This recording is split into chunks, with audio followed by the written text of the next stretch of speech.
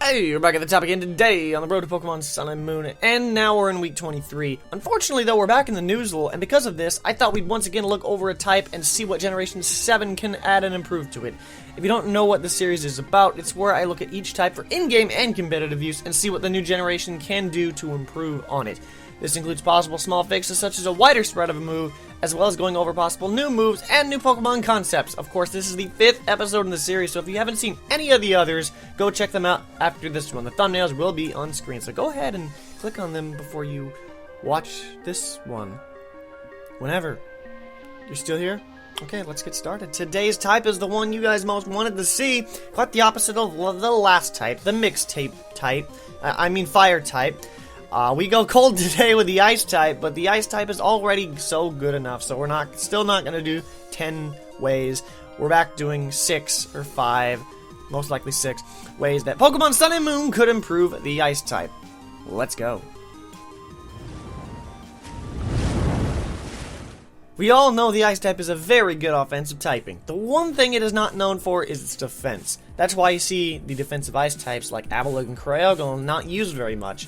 Even though they are really bulky. Just don't hit Cryogonal in the face with your fist. It'll just crumble, you know. I mean, if you look at their resists, they only resist one type. Their own type! How can a type be defensive when the only type it resists is itself? What types could the ice type resist that would make sense?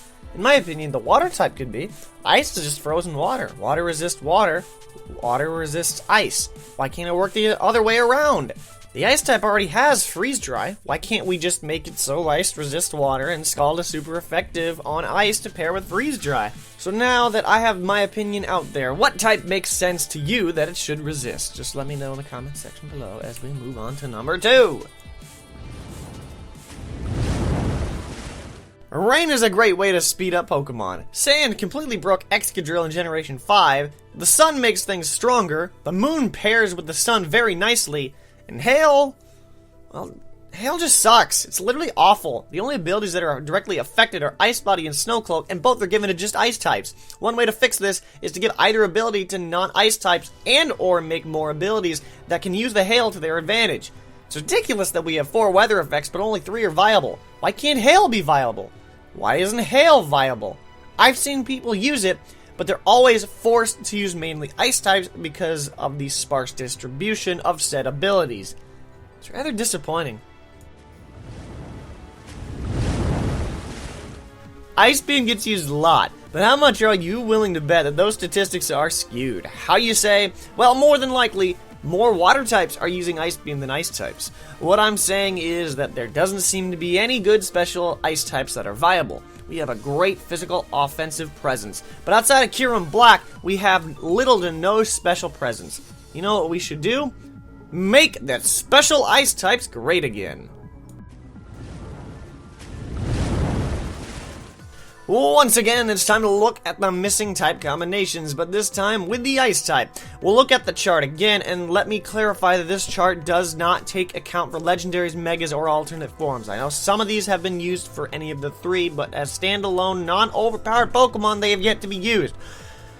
Whew. Anyways, the ice type has been paired with every type minus the normal poison, bug, steel, fire, electric, dragon, and fairy types. Last time we already went over fire, so disregarding that. Actually, the further we get, I'll be slowly phasing this segment out for the record. The one type combination I'd love to see is the bug type paired with the ice type. Could you imagine Quiver Dance, Ice Beam? That just gives me brain freeze just thinking about it. It is time to create moves again, and you know how it works. We go over 3 moves, 1 of each physical, special, and status, and see how they would affect the metagame. We actually didn't do the metagame analysis beforehand, but now we will! To start things off, we'll have the physical move Frostbite. It is an 85 base power move with a 20% chance to lower the opponent's speed. With only a 20% chance, this move won't be broken, and I could see this move being used on a lot of Pokemon to get the Strong Jaw ability, as this move would get the ability boost. As for the special move, we have Ice Storm, which is a 100 base powered move with a 25% chance to freeze. In order to balance this move out, just lower the distribution. That way we don't have as many complaints as we do about Scald. Moving on to the status move, we have Flash Freeze, a move where the user flash freezes the opponent. You might be thinking that this move is completely broken, as the frozen status is the most broken status.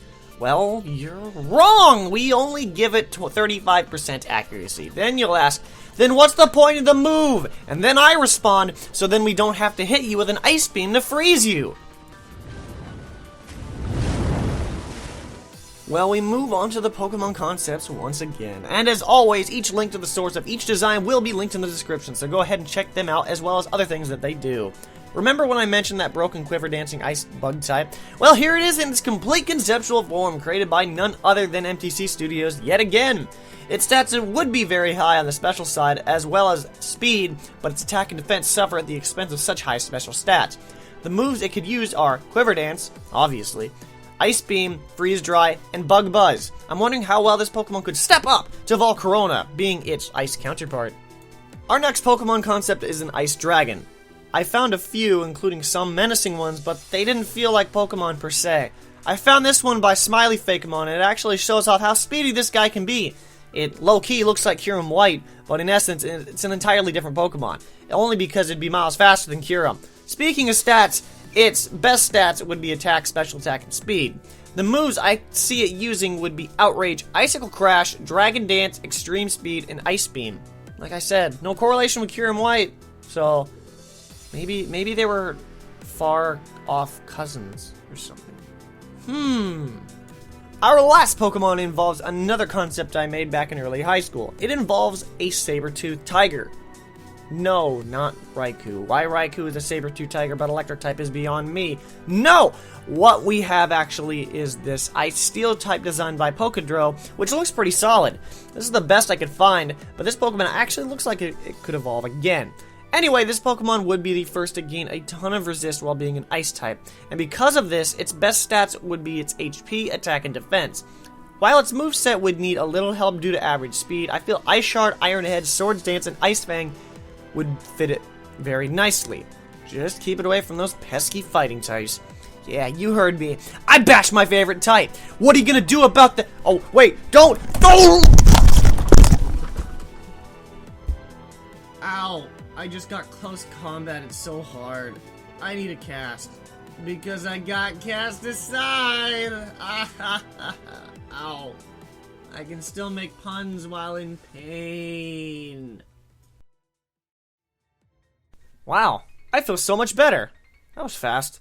Must have been the paragraph change. Anyway, with that, we continue to travel on the road to Pokemon Sun and Moon. What changes and improvements to the Ice type do you think they should make in Generation 7? What type should I cover next? Let me know in the comment section below for both answers. And if you enjoyed, don't forget to drop your thumbs down below. And if you want to catch the next type I cover on this long road, as well as other stops on this long road, subscribe to be notified when it drops. Until then, I will catch you back to the next stop on the road to Pokemon Sun and Moon later on, because that is— I caught you that time! You're not gonna close combat me again.